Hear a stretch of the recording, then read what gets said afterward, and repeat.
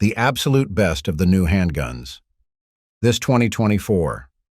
I can always argue that the word best is subjective, especially if we are talking about guns. If you say that this particular handgun is the best for you, then who am I to deny that? But at the end of the day, I always try to be as pragmatic as possible. So in ranking the new handguns this 2024, it's just ideal that I have to reason out my choices, not because of my personal inclinations, but because of the actual performance of the guns in terms of reliability, accuracy, or ergonomics. So, hear me out. What's up, everyone? This is your boy Ted from Line45. In this episode, I listed some of the best handguns introduced this 2024. Don't go bonkers if I haven't mentioned any of your picks. Just comment them down below, and let me see if I can make a separate review of them whenever I can. Before we get underway, please remember to hit the like and subscribe buttons.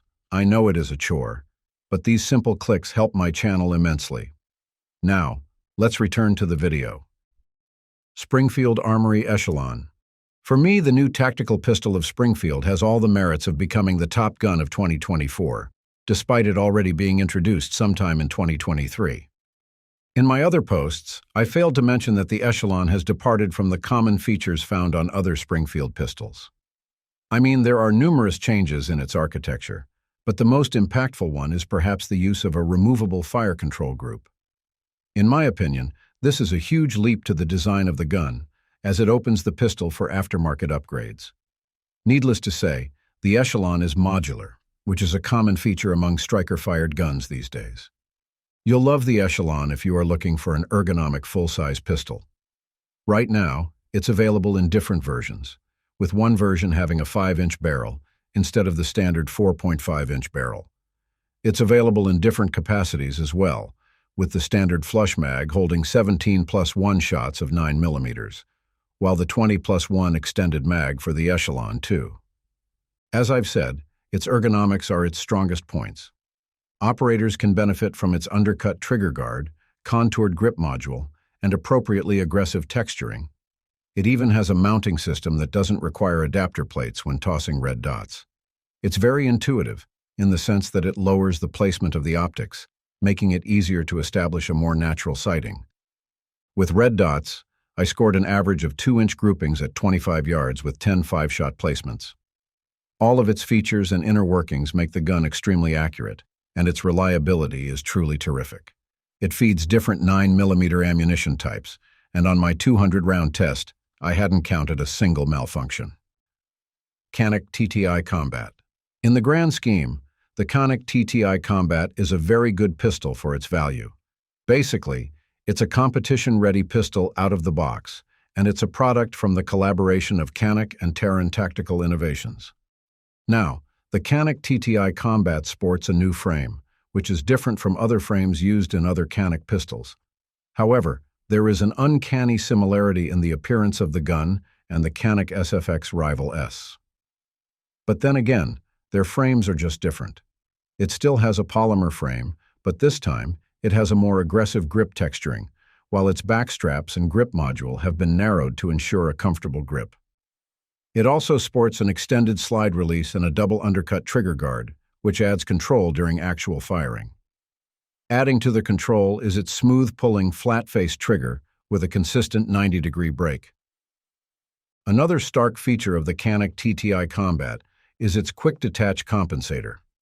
As far as I know, this is the first Canik pistol to possess such a feature. This compensator is paired with its spiral-fluted 5.2-inch barrel and has a huge effect in reducing the gun's muzzle rise and felt recoil. Adding a compensator to this pistol means that this gun is meant for competition and duty use. It groups tightly at 25 yards, and while using 147 grain and 115 grain, I scored no malfunctions with this Canik gun.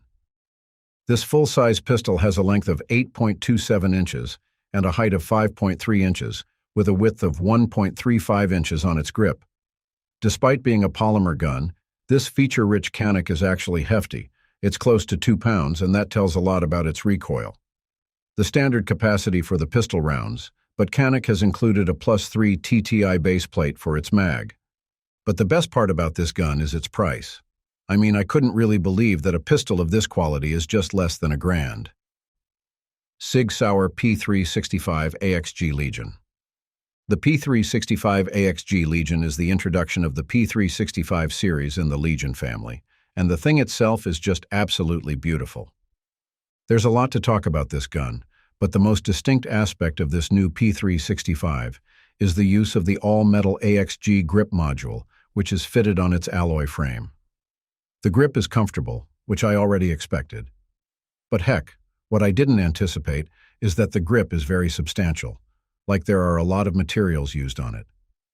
The custom G10 grip panels, meanwhile, have good texturing that isn't too abrasive, but downright grippy. It feels like a full-size pistol, in short.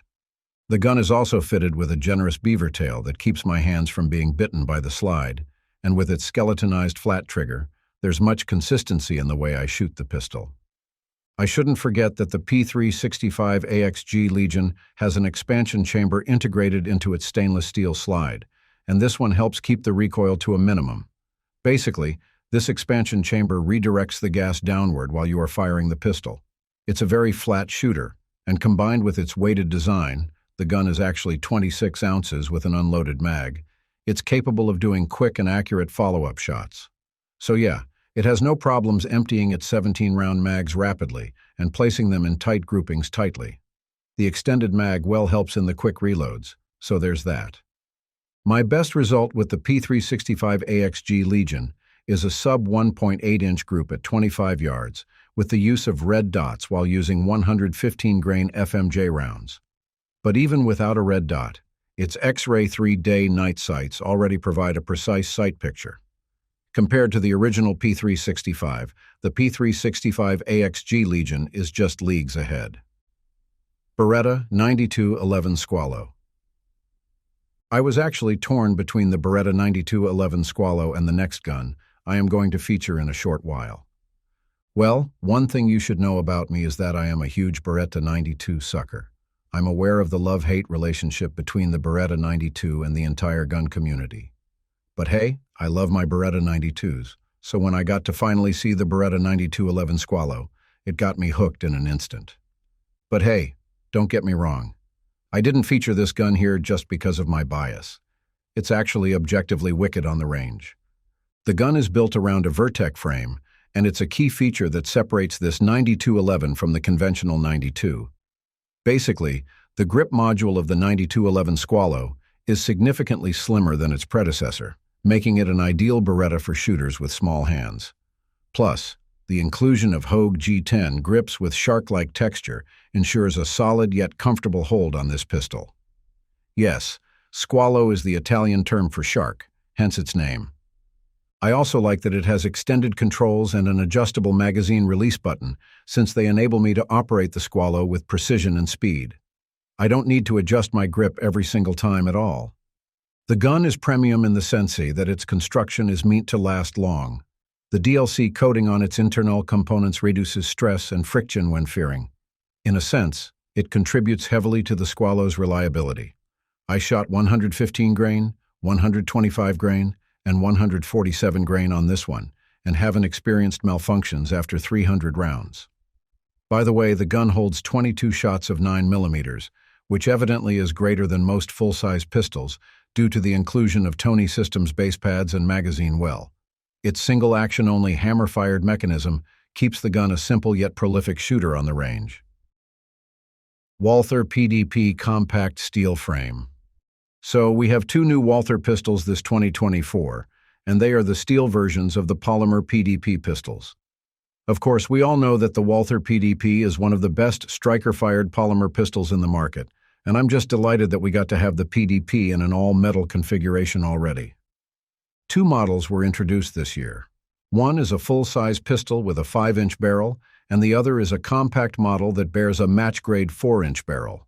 The one you are looking at right now is the compact version, and as far as I am concerned, this one has a prolific performance. I was able to achieve an average of sub-2-inch groupings at 15 yards across 10 5-shot groups by only using its iron sights. It's very accurate thanks to its low recoil, because again, this is a metal pistol. This 9mm pistol weighs over 2 pounds with an empty mag, so it really has a nice heft on it. Of course, this gun is advertised as a compact handgun, so its bulky nature seems off-putting. Still, I already overlooked that aspect, given that the PDP Compact Steel has excellent ergonomics, with its user-friendly grip panels and tacky hexagonal texturing.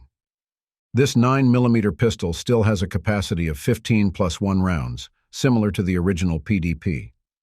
The single-action trigger has a pull weight of 5 pounds, which makes it extra accurate and shootable. The controls, such as its slide-stop levers, are well-placed and can be reached by the thumb without adjusting your grip. Meanwhile, the slide's scalloped cuts, or what Walther calls the super-terrain serrations, enable quick and tactile slide manipulation. These are no longer serrations, as a matter of fact. These are some really deep cuts that make the slide extremely tactile. Overall, the gun shoots fast and smoothly, and even if it's heavy, a good IWB holster can still turn this into a comfortable daily carry pistol. Thanks for watching. If you want to see more gun videos like this, just click the subscribe button and notification bell. Take care and stay safe.